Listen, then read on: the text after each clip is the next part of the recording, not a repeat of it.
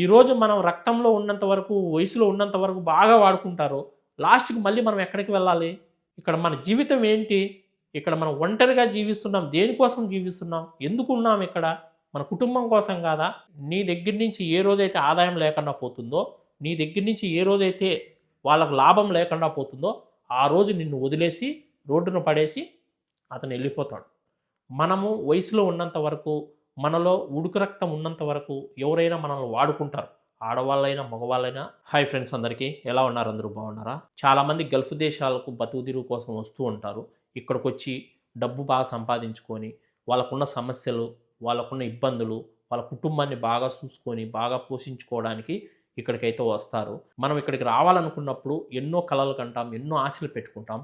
మనం అక్కడికి వెళ్ళి ఇలా ఉండాలి, అలా ఉండాలి, బాగా డబ్బు సంపాదించాలి, మన పిల్లల్ని బాగా చదివించుకోవాలి, మన ఫ్యామిలీని బాగా చూసుకోవాలి, మన అమ్మా నాన్నను బాగా చూసుకోవాలి, మన భార్యను బాగా చూసుకోవాలి, మనం కూడా 10 మందిలో ఒక పేరు అనేది సంపాదించుకోవాలి, మనం కూడా మన ఊర్లో అందరిలాగా మనం ఒక ఇల్లు కట్టుకోవాలి, బాగా ఉండాలని ఎన్నో ఆశలు పెట్టుకొని గల్ఫ్ దేశాలకు వస్తారు.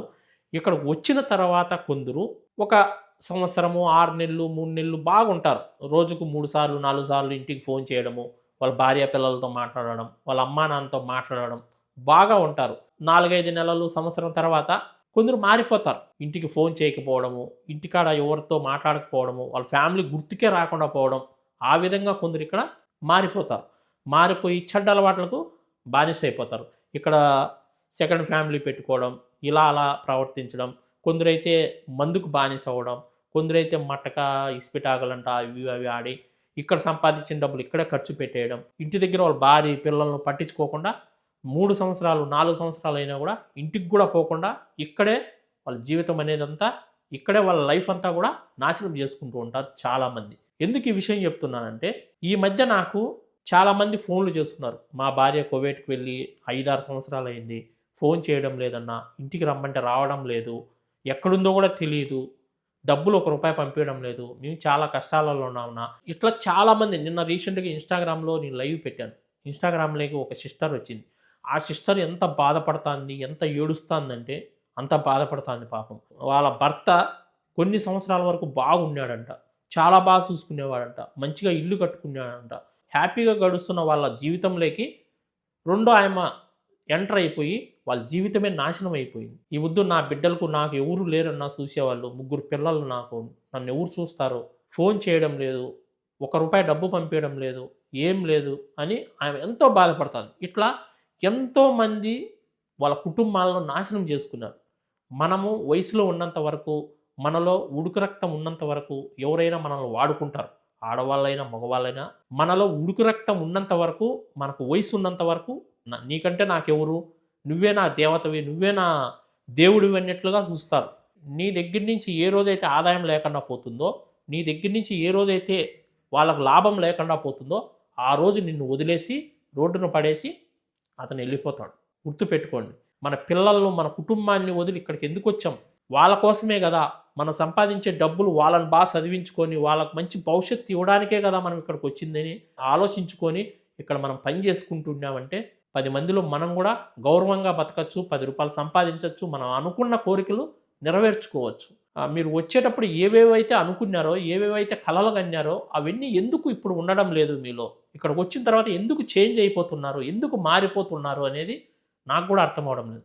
ఎంతమంది బాధపడుతున్నారు, ఎంతమంది ఏడుస్తున్నారు. రీసెంట్‌గా కూడా చూసాం కదా మనం ఒక వీడియో. 4 రోజుల క్రితం నేను ఒక వీడియో చేశాను. వాళ్ళ పిల్లలు ఎంత ఏడుస్తున్నారు. మా అమ్మ పోయి 10 సంవత్సరాలు అయింది. పోయిన 3 సంవత్సరాలు బాగా ఫోన్ చేస్తూ మాట్లాడేది. తర్వాత 7 సంవత్సరాల నుంచి ఈ బుద్ధుడికి ఒక్కరోజు కూడా ఒక ఫోన్ లేదు. ఆమె బతికిందా, చచ్చిపోయిందా, ఎక్కడుందో కూడా తెలియడం లేదని వాళ్ళు ఎంత బాధపడుతున్నారు చూడండి. ఆ విధంగా ఎంతోమంది ఇబ్బంది పడుతున్నారు. రోజు మనం నిద్ర లేచిన కాంచి పడుకునే వరకు మన పిల్లల్ని, మన కుటుంబాన్ని తలుచుకుంటూ మనం ఇక్కడ పని చేస్తే ఇలాంటి చెడ్డ ఆలోచనలు ఏవి కూడా మనకు రావు. ఇక్కడికి మనం ఎందుకు వచ్చాము, ఏంటి అనేది ఒకసారి ప్రతి ఒక్కరు ఆలోచించాలి. ఎందుకు ఈ విషయం చెప్తున్నాను అనేది ఆలోచించండి. ఇక్కడ మన జీవితం ఏంటి? ఇక్కడ మనం ఒంటరిగా జీవిస్తున్నాం. దేనికోసం జీవిస్తున్నాం? ఎందుకున్నాం ఇక్కడ? మన కుటుంబం కోసం కాదా? మన పిల్లలను బాగా చదివించి వాళ్ళకి ఒక మంచి భవిష్యత్తు ఇవ్వడానికి, వాళ్ళు ఒక మంచి స్టేజ్‌లో పెట్టడానికే మనం ఇక్కడికి వచ్చింది. అలాంటప్పుడు కుటుంబం మీకు ఎందుకు గుర్తుకు రాదు? నేను బయట వెళ్ళినప్పుడు, సెలవుకి వెళ్ళినప్పుడు నేను కూడా చూస్తూ ఉంటా. భార్యాభర్తలు కూడా ఆ విధంగా ఉండరు. నిజంగా చెప్తున్నా.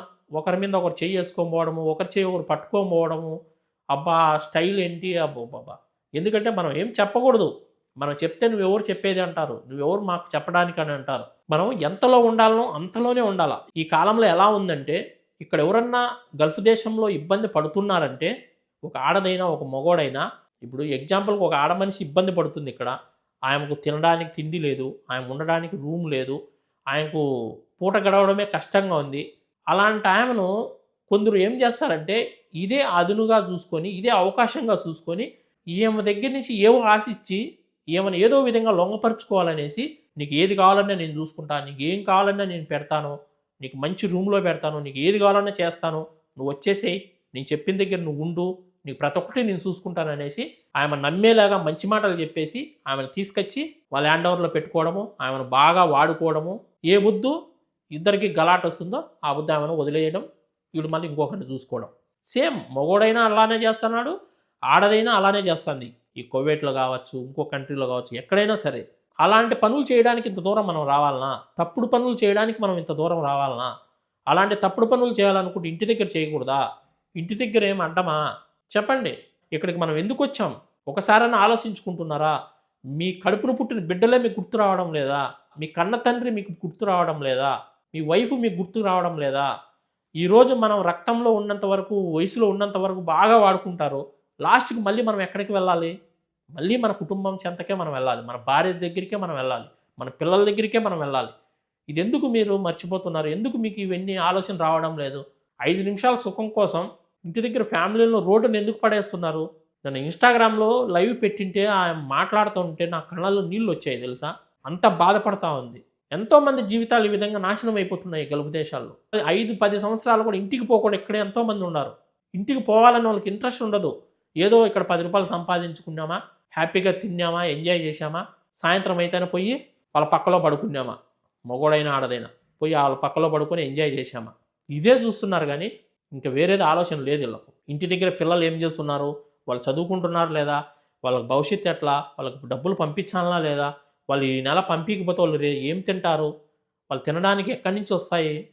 ఈ బుద్ధు నెలకు 10,000 20,000 కూడా ఇంట్లో సంసారాలకు సరిపోవడం లేదు. అలాంటిది మీరు ₹1 పంపించకపోతే ఇంటి దగ్గర ఉన్న ఆడది ఏం చేస్తుంది, ఇంటి దగ్గర ఉన్న మగోడు ఏం చేస్తాడు? మీ పైన ఎంత నమ్మకం ఉంటే మిమ్మల్ని గల్ఫ్ దేశాలకు పంపిస్తారు? ఇక్కడికి ఎందుకు పంపించారు? మీ పైన నమ్మకం ఉంటేనే కదా ఇక్కడికి పంపించింది. ఇక్కడికి వచ్చిన తర్వాత మీరు ఎందుకు మర్చిపోతున్నారు? ప్రతి ఒక్కరు కూడా ఆలోచించుకోండి. ప్రతి ఒక్కరము నిద్ర లేచి పడుకునే వరకు రోజుకు 2 సార్లు 3 సార్లు మన ఇంటికి ఫోన్ చేసి మన పిల్లలతో, మన అమ్మా నాన్నతో, మన భార్యతో హ్యాపీగా మాట్లాడి మన కష్టాలు సుఖాలు అన్నీ వాళ్ళతోనే పంచుకుంటూ ప్రతిరోజు పని చేసుకుంటూ ఆ విధంగా మన లైఫ్ అనేది గడిపామంటే ఇక్కడ హ్యాపీగా ఉండొచ్చు. ఈ వీడియోని అయితే 10 మందికి షేర్ చేయండి. ఇది 10 మంది తెలుసుకుంటారు, 10 మంది మారతారని వీడియో అయితే చేశాను. ఈ వీడియోని అందరూ లైక్ చేయండి. మరొక మంచి వీడియోతో మళ్ళీ కలుసుకుంటాను. అందరూ బై ఫ్రెండ్స్. జై హింద్.